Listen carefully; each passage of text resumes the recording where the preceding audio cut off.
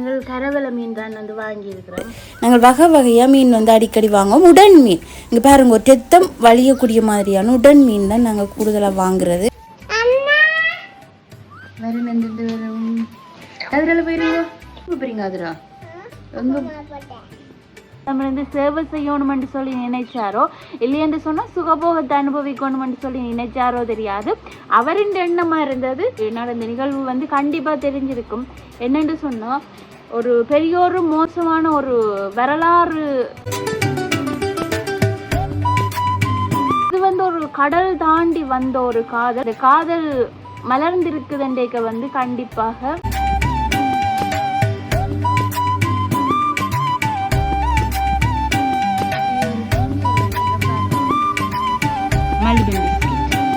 இந்த ஞாபகங்கள்ல இருக்கவே மாட்டீங்க. பூனையாளு கண்டு சொல்லி போய் நல்ல ஒரு டேஸ்டாக இருக்கும்.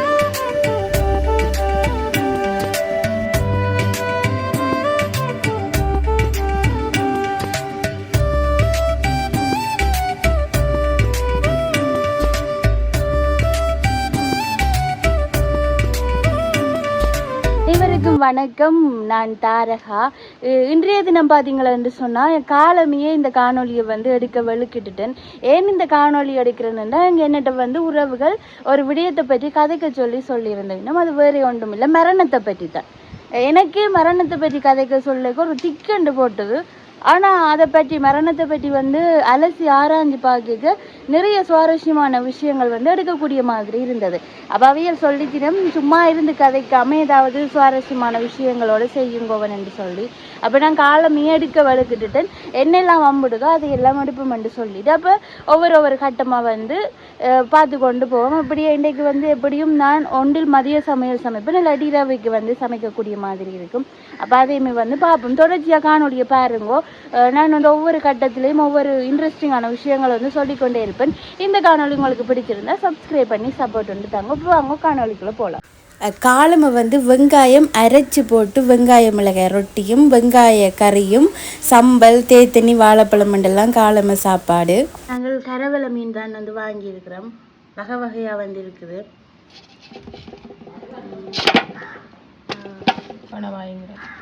கணவாய்ங்கிற கொட்டை கரவலை மீன் என்னென்ன அம்புடுதோ இல்லாமல் வந்து இதில் வந்து வரும். அப்படி ஒரு கூறா வந்து விற்பினோம் கடைக்கரைக்கு. நாங்கள் போனால் மண்ணோட இருக்கும் கரவலை மீன், மண்ணோட இருக்கும்.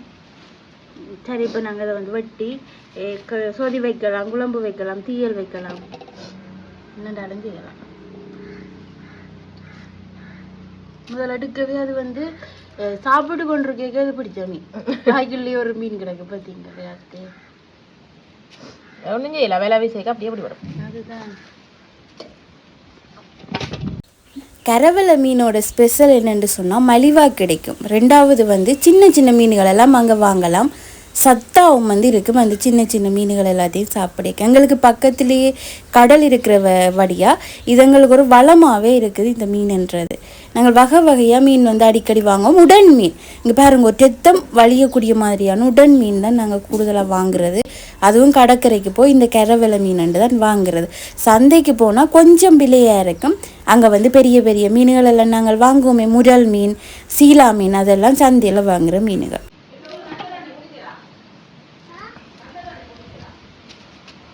என்ன சொல்லுது மீன்? அவ பிள்ளை இதுல இரு. ஏன் அதுல இந்த கிட்ட போயிருந்து பார்க்கலாம் தானே? கிட்ட போயிருந்து பார்க்கலாம் தானே? மீன் வணக்குதா?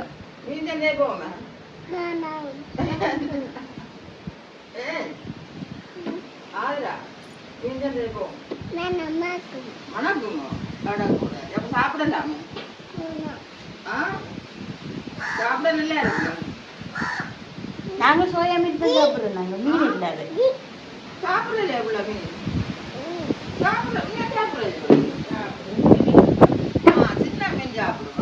குடும்பியோட வந்து இருக்கிறதா இருக்கும். அந்த குடும்பிய என்னடா சரி பிள்ளை பிள்ளை அது இருந்து பார்த்து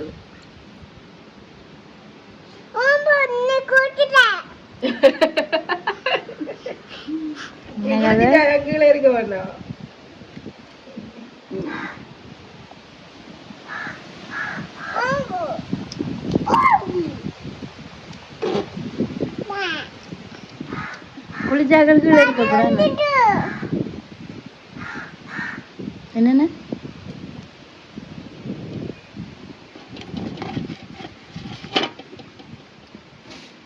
இது வெட்டி முடியாது போல இருக்கு. நிறைய தண்ணி இருக்கு.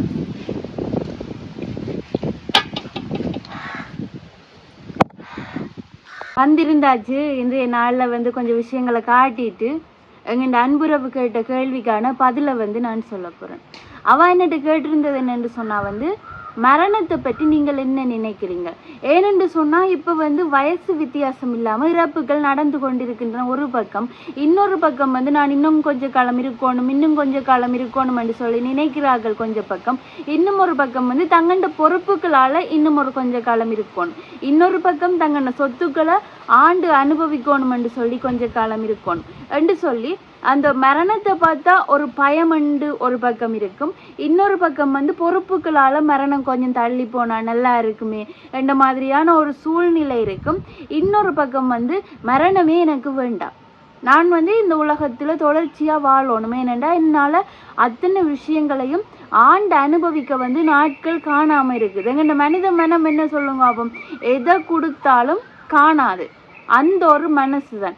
இப்போ நீங்கள் வந்து சொந்தக்காரர்கிட்ட தானே கொடுத்து பாருங்கோவன், அவையல் வந்து கொடுக்கும் வரைக்கும் என்ன சொல்லணும்னு சொன்னால் நல்ல விஷயங்கள் நல்லது நல்லது அப்படி என்று சொல்லி கொண்டிருப்போம். அதுக்கு பிறகு என்ன சொல்லணும், என்னது தந்த வினமிவியல் அந்த ஒரு கதை தான் வந்து இருக்கும். இது நீங்கள் நிறைய இடத்துல வந்து கேள்விப்பட்டிருப்பீங்க. அப்போ வந்து ஆறுக்கு தன்னும் இந்த கொடுக்குற விஷயம் வந்து அது அவைக்கு ஒரு காணாத மாதிரி, அது பிறங்குடத்தில் வார்த்த தண்ணி போல தான் நாங்கள் பிறருக்கு வந்து அனாவசியமாக கொடுக்கக்கூடிய எப்படியான மனம் படைத்தவர்களுக்கு ஆனால் கொடுக்கக்கூடியதெல்லாம் இந்த பிறக்குடத்தில் வார்த்த நீர் போல தான், அது காணாமலே போயிடும். அப்படி நினைக்கக்கூடியவர்கள் என்னென்று சொன்னால் வந்து அந்த கொடுக்கக்கூடிய விஷயங்களை வந்து சரியாக ஆண்டு அனுபவிக்க தெரியாத ஒரு ஆட்களாக தான் வந்து இருப்பினும் அவையலால் தான் இவ்வாறான ஒரு வார்த்தைகளை வந்து சொல்லக்கூடிய மாதிரி இருக்கும். சரி, அதை விடுவோம். இப்போ நான் வந்த விஷயத்துக்குள்ளே வந்து கதைப்போம். என்னத்தை பற்றி? மரணத்தை பற்றி. நான் ஒரு கதையாகவே வந்து சொல்கிறேனே, இது உண்மைக்குமே நடந்த ஒரு விஷயம்தான். புராண இதிகாச கதையில் வந்து பார்த்து நான் இது வந்து எப்பத்திய காலத்து கதை என்று சொன்னால் வந்து அரச காலத்து கதை. ஒரு இடத்துல வந்து ஒரு அரசர் ஒருத்தர் இருந்தார். அவருக்கு வந்து தான் இறக்கக்கூடாது.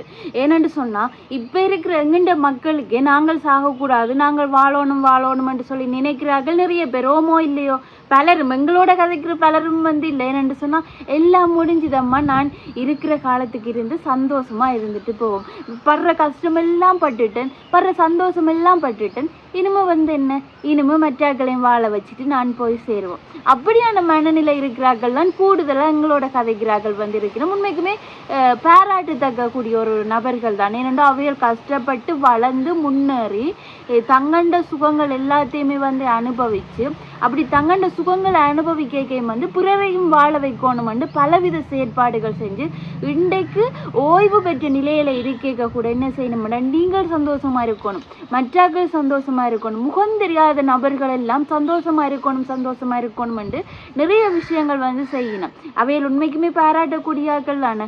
ஆனா அப்படியெல்லாம் நபர்கள் எங்கண்ட சமுதாயத்தில் இருந்தாலும் நான் சாகக்கூடாது, நான் வாழணும் என்று இப்படி நினைக்கக்கூடியாக்கள் இன்னும் எனக்கு அனுபவிக்க கிடக்குது என்று சொல்லி ஒரு சுயநலம் பிடிச்சாக்கள், உண்மைக்குமே சாகக்கூடாதுன்னு நினைக்கிறார்கள், சுயநலம் பிடிச்சாக்கள் இல்லை ஒரு சில நபர்கள்.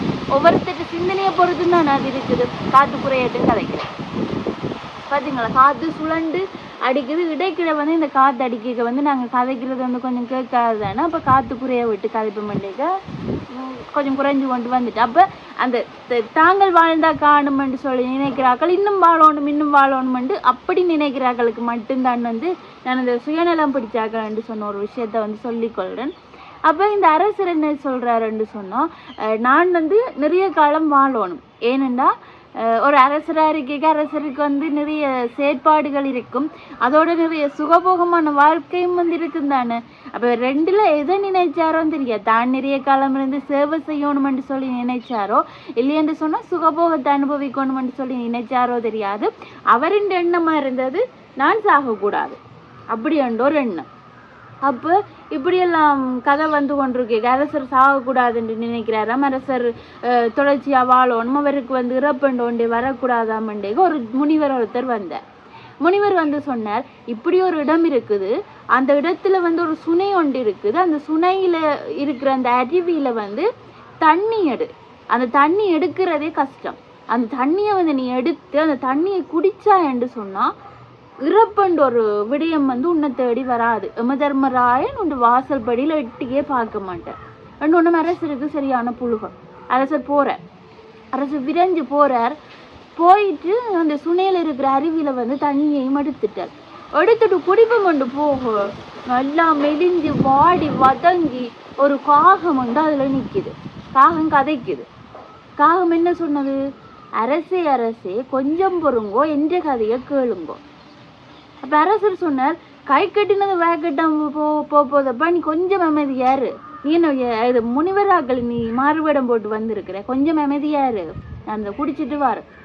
அந்த காகம் சொல்லிச்சான், அரசே அரசே தண்ணியை குடிக்க முன்னம் என் கதையை கேட்டுட்டு கதை குடியுங்கோ, இது என்னடா பெரிய கரைச்சலா கிடக்கு நீ சொல்லு.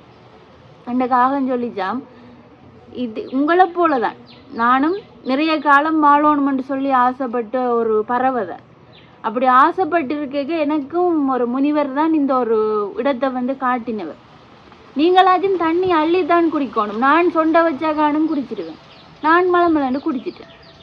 குடிச்ச பிறகுதான் என் செல்வங்கள் எல்லாத்தையுமே வந்து ஆண்டு அனுபவிச்சுட்டு, என் ஜோடிகள், காதல் ஜோடிகள், பிள்ளைகள் என்று சொல்லி என்னெல்லாம் இருக்கோ எல்லாத்தையுமே அனுபவிச்சுட்டேன். உலகம் ஃபுல்லாக சுற்றி வந்துட்டேன். இப்போ வந்து என்னை சுற்றி நோயும் அதே நேரம் வந்து துன்பமும் மன உளைச்சலும் என்னை சுற்றி பூட மாதிரி பிடிச்சி போயிருக்குது. இனிமேல் என்னால் வாழையெல்லாம் இருக்குது.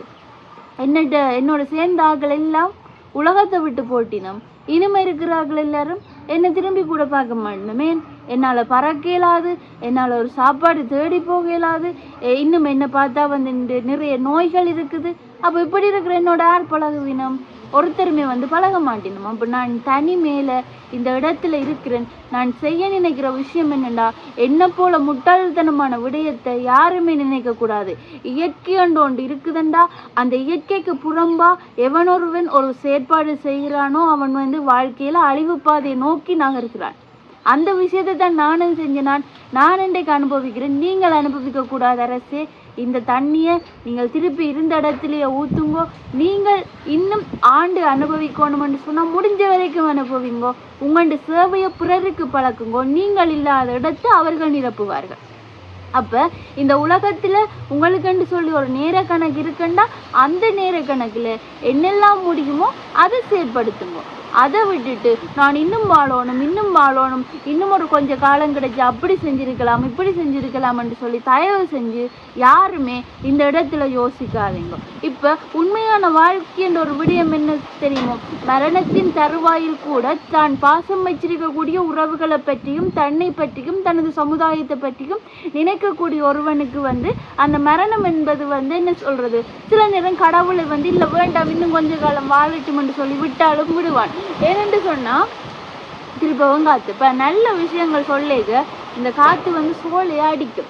காற்று அடிக்குதுன்னு சொல்லுவோம். எங்களை சுற்றி வந்து மரங்கள். இப்போ நான் இருக்கிற இடம் வாழை, முன்னால் வாழை, அங்கால வாழை, இங்கால வாழைன்ற மாதிரி நாங்கள் ஒரு வாழைத்தோட்டம் வச்சிருக்கிற ஒரு ஆக்கள். அப்போ என்ன நடக்குமெண்டா, காற்றடிக்க வந்து இந்த வாழைகள் இந்த இலையில் அசைஞ்சு ஆடைக்க எங்களுக்கு ஒரு பேரிய சத்தம் ஒன்றை கொடுக்கும். சரி, அது ஒரு பக்கம் இருக்கட்டும்.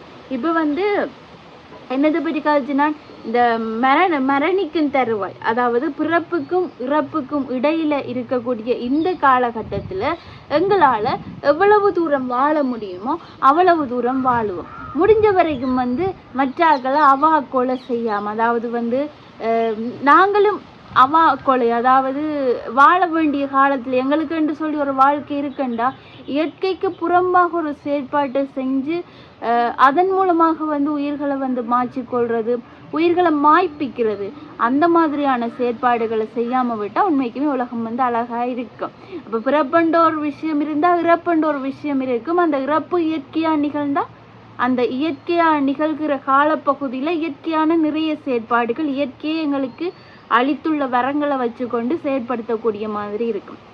இது வந்து நான் சொன்னேன், இந்த பிறப்புக்கும் இறப்புக்கு நடுவில் வந்து உண்மையான அன்பு என்ற ஒரு விடயத்தை செலுத்திக்க அது வந்து வாழ்க்கையை அழகாக கூட்டி கொண்டு போக மாட்டேன். அதுக்கு சிறந்த ஒரு உதாரணமான ஒரு கதை ஒன்று சொல்கிறேன். 1912ஆம் ஆண்டு இன்றைக்கு அதாவது 2010ஆம் ஆண்டு பிறந்த குழந்தைங்க கூட 1912ஆம் ஆண்டு நடந்த நிகழ்வு வந்து கண்டிப்பாக தெரிஞ்சிருக்கும். 2010 2015ஆம் ஆண்டு பிறந்த பிள்ளைக்கு கூட 1912ஆம் ஆண்டு நடந்த நிகழ்வு வந்து கண்டிப்பாக தெரிஞ்சிருக்கும். என்னென்று சொன்னால், ஒரு பெரியோரு மோசமான ஒரு வரலாறு காணாத ஒரு நிகழ்வு இன்றளவும் வரலாற்றில் வந்து அது பதியப்பட்டிருக்கின்றது. டைட்டானிக் கப்பல் வந்து மூழ்கின சம்பவம். இந்த டைட்டானிக் கப்பலில் வந்து நிறைய உணர்வுபூர்வமான விஷயங்கள் நடைபெற்றது. அதில் ஒன்று தான் ஒரு சிறந்த ஒரு தந்தைக்கு உதாரணமான ஒரு நபர், சிறந்த தந்தை, சிறந்த கணவன், சிறந்த சமுதாய பிரஜை, அந்த ஒரு நிலைப்பாட்டுக்கு உதாரணமான ஒரு ஆள் தான். கப்பல் மூழ்க போகுது. கப்பல் மூழ்கின பிறகு அவர் தப்பிக்கிறாரோ இல்லாட்டி இறந்து போறாரோ என்ன செய்கிறாருன்னு சொல்லி நிச்சயம் இல்லாத அடுத்த நிமிஷம் என்னென்று சொல்லினாலும் நடக்கலாம். அப்போ இந்த நேரத்தில் வந்து என்னை எப்படி காப்பாற்றலாம் என்ற ஒரு விஷயத்தை பற்றி யோசிக்காம, ஏன்னா போகிறது தான் இனிமே வந்து ஒன்றுமே இல்லை. அப்படி இருக்கிற அந்த ஒரு தருணத்தில் கூட அவர் என்ன செய்திருக்கிறாருன்னு சொன்னால், ஒரு பேப்பர் எடுத்து ஒரு பேனை எடுத்து ஒரு கடிதம் ஒன்று எழுதுறார். என் அன்பே, என் ஆரோயிரே, இந்த கப்பல் வந்து மூழ்க போது இதுக்கு பிறகு நான் உயிரோடு இருப்பனோ இல்லையோ தெரியாது. என்னையும் இந்த கடல் வந்து காவு கொண்டுடுமோ இல்லாட்டி இந்த கடல் வந்து உன்னிட்ட கொண்டு வந்து கரை சேர்க்குமோ எதுவுமே வந்து எனக்கு தெரியாது. ஆனால் நான் அந்த இறக்குற நொடி பொழுது வரைக்கும் உன்னையும் நமது பிள்ளைகளையும் பற்றிய சிந்தனையிலேயே இருப்பேன் என்ற ஒரு செய்தியை வந்து எழுதிட்டு அவற்றை இந்த மணிக்கூடு வைக்கிற ஒரு பெட்டி கொண்டு இருக்குது. அந்த பெட்டிக்குள்ளே வந்து அந்த செய்தியை போட்டுட்டு வடிவை அடைச்சிட்டு அவரோட மேற்போடியை வந்து கட்டிப்பிடிச்சு கொண்டு இருந்திருக்கிறார். டைட்டானிக் கப்பலுமே வந்து மூழ்கிட்டுது. கடலுக்குள்ள அவருமே வந்து போய் கடல் வந்து அவரை காவு கொண்டுட்டுது.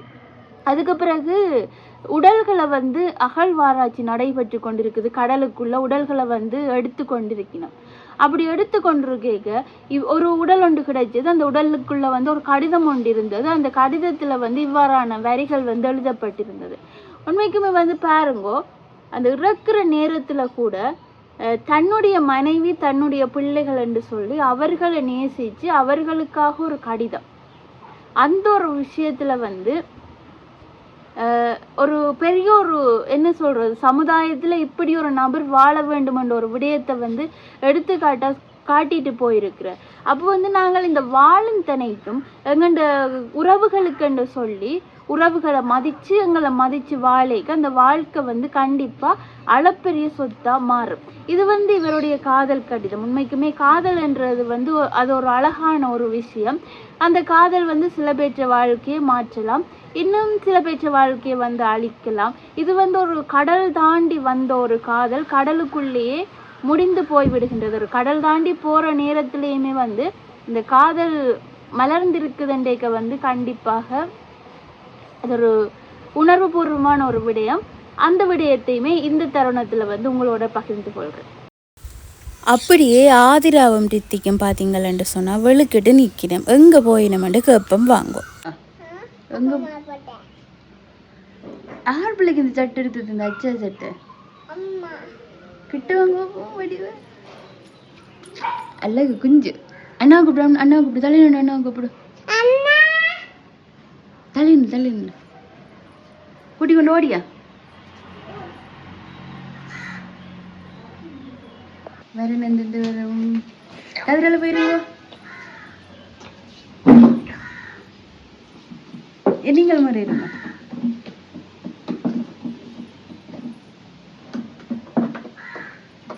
கதைங்க காசா கதை எங்க வர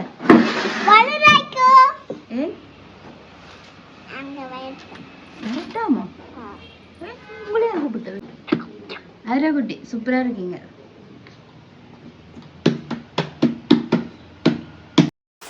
ஒரு மாலை நேரம் காற்று வந்து நல்ல பலமாக வீசி கொண்டிருக்குது. இந்த நேரத்தில் வந்து உண்மைக்குமே இந்த ஒரு அனுபவம் சூப்பராக இருக்குது. மாலை நேரம் பாருங்கோ, நல்ல ஆரோக்கியம் நிறைந்த வேப்பமர காற்றுக்கு கீழே எனக்கு பிடிச்ச டீ, அதோட மலிபன் பிஸ்கெட். டீ வந்து பார்த்தீங்களோன்னு சொன்னால் நான் நிறைய குடிப்பேன். எத்தனை பேர் அப்படி குடிப்பீங்கன்னு தெரியாது. நான் நிறைய டீ குடிப்பேன். டீயில் தான் உயிர் வாழ்றேன்னே சொல்லலாம், அவ்வளோ குடிப்பேன். டீயும் மலிபன் பிஸ்கெட்டும். மாலை நேர சிற்றுண்டி பிஸ்கெட் அதோட டீ பாருங்க. கச்சி பிடிச்சாச்சு பார்த்தீங்களா? போகுது அங்கே ஒரு காவடி நான் நீங்கள் கொடுக்குமான்னு பார்ப்போம். காகம் என்று சொன்னாலே பகிர்ந்துண்ற பழக்கம் இருக்கிறது தான் காகமம். பாருங்க, பகிர்ந்துண்ண வரியினம்ன்று தான் நானும் நினைச்சேன். ஆனால் இந்த காகம் என்ன செய்தேன்டா, லைட்டாக ஒரு சிக்னல் ஒன்று கொடுத்துட்டு அங்கால போட்டுது. இது என்னடா இப்போத்திய காகங்களும் இப்படி அவ கொடுத்து சாப்பிட்றல போல இருக்கு வந்துட்டு நானும் விட்டுட்டு இருந்தா. அதுக்கு பிறகுதான் எனக்கே ஒரு ஆச்சரியமாக போட்டுது, காகங்களுக்குள்ளே இப்படி ஒரு புத்திசாலித்தனமான செயற்பாடாண்டு மற்ற காகத்தை வந்து விட்டு கிடக்குது. அப்போ அவருக்குமே வந்து நான் வந்து கொண்டு வந்த பிஸ்கெட்டை போட்டு நான் வழக்கமாக உண்மைக்குமே சொல்ல போயிருக்க நாங்கள் சாப்பிடக்க எங்களுக்கு பக்கத்தில் பூனைகள் நிற்பினோம். இப்போ பூனைகள் வந்து இல்லை, அதால் இந்த மாதிரி காகங்கள் பறவைகளுக்கு வந்து போட்டுட்டு சாப்பிட்றது அது ஒரு அழகான ஒரு நினைவு தான் எல்லாமே. கண்டு சொல்லி அப்போவுமே ஒரு பிஸ்கெட் எடுத்து கொண்டு வருவோம். பூனைகள் இல்லாட்டி என்ன செய்கிறது, பறவைகள் நிற்கணும் தானே இது கொடுக்குறது. அப்போ சாப்பிடுவோமா? இப்படியா இருக்கும். இந்த தோச்ச பிஸ்கெட் பார்த்தீங்கன்னு சொன்னால் அந்த மாவில் ஊறி போய் நல்ல ஒரு டேஸ்ட்டாக இருக்கும். இப்படி நீங்கள் சாப்பிடாட்டி ட்ரை பண்ணி பாருங்க, நல்ல சட்டப்படி டேஸ்டான பிஸ்கெட். நாங்கள் 3 பிஸ்கெட் சேர்த்து சாப்பிட்றோம்.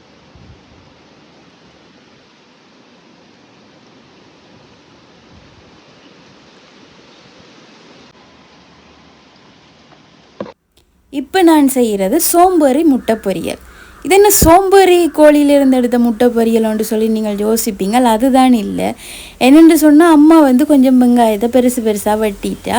அம்மா வந்து இப்படி அடித்து பொரிக்கிறீல்ல, அம்மா வந்து வெங்காயத்தை பொரிச்சிட்டு அதுக்கு மேலே முட்டையை போட்டு பிரட்டி தருவா. அது வந்து இப்படி பொரிச்சா ஒரு விதம் வாசம் வரும். அதால் நான் என்ன செஞ்சேன்னா அது திருப்ப குட்டி குட்டியாக வெட்டணும்.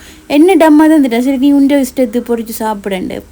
அப்போ நான் என்ன செஞ்சேன்டா, வெட்டின வெங்காயத்தை லேசாக இடித்து போட்டு பொரிச்சேன். அப்போ வெங்காயம் வந்து கொஞ்சம் நசுங்கி உடனே வந்து பொரிபடும் பாருங்கோ. அதுதான் வந்து சட்டியில் ஊற்றி பொரிச்சு கொண்டிருக்கிறேன். எனக்கு இந்த வட்டமாக்கில் பேக்க உண்மைக்குமே சொல்கிறேன் ஒரு வாசம் கொண்டு வரும். லேசாக மஞ்சள் தூளும் போட அப்படியே வேண்டின மீனில் மிச்ச மீன்களும் வந்து கொஞ்சம் இருந்துச்சு. அப்போ அது எல்லாத்தையுமே வந்து பொரிச்சாச்சு. ஒரு 4-5 துண்டு தான் பொரிச்சு கொண்டு இருக்கிறேன். அதையுமே பொரிச்சிட்டு நல்ல வட்ட முட்டை எல்லாருக்குமே முட்டையை வந்து பொரிச்சிட்டு உண்மைக்குமே இரவில் வந்து நிறைய மீன் முட்டையிலெல்லாம் சாப்பிட்டா நித்திர வராது. அப்போ கொஞ்சம் லேசாக அந்த குழம்பு தண்ணி குழம்பு கொஞ்சம் எடுத்துட்டு அதுக்கு பிறகு மீனையும் வச்சுட்டு அதுக்கு பிறகு வந்து முட்டையும் வந்து எனக்கு நிறைய வேணும். கொஞ்சம் சாப்பாடு காணும் இரவில். சாப்பிட்டுட்டு சில நேரம் இரவு பசிச்சிச்சுன்னு சொன்னால் இங்கே வழக்கமான ஒரு தேத்தண்ணியை குடிச்சிட்டு பழக்க வேண்டியது. அப்போ இப்படி வந்து ஒரு முட்டையும் புட்டும் மீன் வந்து பொரிச்சா கொஞ்சம் சாப்பிட நல்லா இருக்கும். அதுவும் சரி சாப்பிட்டா நல்லா தான் வந்து இருந்துச்சு. அப்படியே நான் இன்றைய காணொலியை வந்து நிறைவு செய்துட்டு நாளைக்கு சிறந்த காணொலியோடு சந்திப்போம். நன்றி.